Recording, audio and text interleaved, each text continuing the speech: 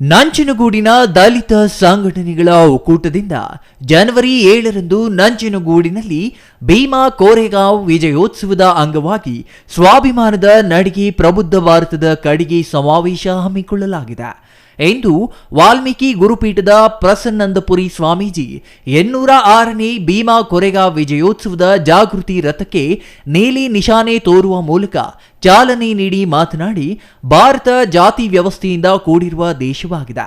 ಜಾತಿಯ ಕಾರಣಕ್ಕಾಗಿ ವ್ಯಕ್ತಿಯನ್ನ ಕೆಟ್ಟದಾಗಿ ಕಾಣುವ ಪರಿಸ್ಥಿತಿ ಇದೆ.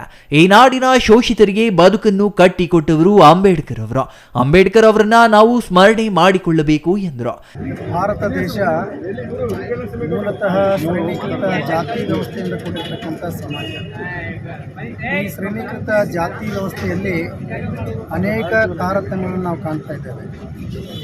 ಜಾತಿ ಕಾರಣಕ್ಕಾಗಿಯೇ ವ್ಯಕ್ತಿಯನ್ನು ಮತ್ತು ಸಮುದಾಯವನ್ನು ಅಗೌರವ ಕಾಣುವಂಥ ಕೆಟ್ಟ ಪದ್ಧತಿ ಇವತ್ತು ಈ ದೇಶದಲ್ಲಿ ಇರ್ತಕ್ಕಂಥದ್ದು ವಿಪರ್ಯಾಸ.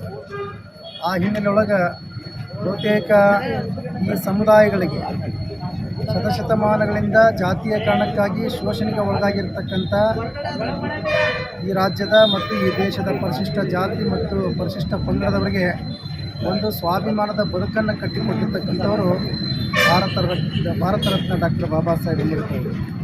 ಬಹುತೇಕ ಆ ಪುಣ್ಯಾತ್ಮ ಈ ಸಮುದಾಯಗಳು ಸ್ವಾಭಿಮಾನದಿಂದ ಬದುಕಬೇಕು ಅನ್ನುವಂಥದ್ರೊಳಗೆ ನಮಗೆ ಸಂವಿಧಾನಬದ್ಧ ಹಕ್ಕುಗಳನ್ನು ಕೊಟ್ಟಾರೆ. ಬಹುತೇಕ ಆ ಪುಣ್ಯಾತ್ಮನ ಸ್ಮರಣೆಯನ್ನು ಮಾಡಿಕೊಂಡು 1818 ಜನವರಿ 1ನೇ ತಾರೀಕು ಜಾತಿ ಕಾರಣಕ್ಕಾಗಿಯೇ ಏನು ಮಹಾರಾಷ್ಟ್ರದಲ್ಲಿ ಪೇಶ್ವೆ ರಾಜರು ಆಳ್ತಾಯಿದ್ರು, ಬಹುತೇಕ 500 ಜನ ಮಹಾರ್ ಸೈನಿಕರು ತಮ್ಮ ಸ್ವಾಭಿಮಾನದ ಮೂಲಕವಾಗಿ ಆ ಯುದ್ಧವನ್ನು ಗೆಲ್ಲಿಸಿರ್ತಕ್ಕಂಥ ಕೀರ್ತಿ ಬಹುತೇಕ ಈ ಸಮುದಾಯಗಳು ಸಲ್ತದೆ. ಆ ವಿಜಯೋತ್ಸವವಾಗಿ ಇವತ್ತು ನಾವೆಲ್ಲರೂ ಸಹ ಭೀಮ್ ಕೋರೆಗಾಂವ್ ವಿಜಯೋತ್ಸವವನ್ನು ನಾಡಿನಾದ್ಯಂತ ದೇಶದಾದ್ಯಂತ ಅತ್ಯಂತ ಸಂಭ್ರಮ ಸಡಗರದಿಂದ ಆಚರಣೆ ಮಾಡ್ತಾಯಿದ್ದೀವಿ.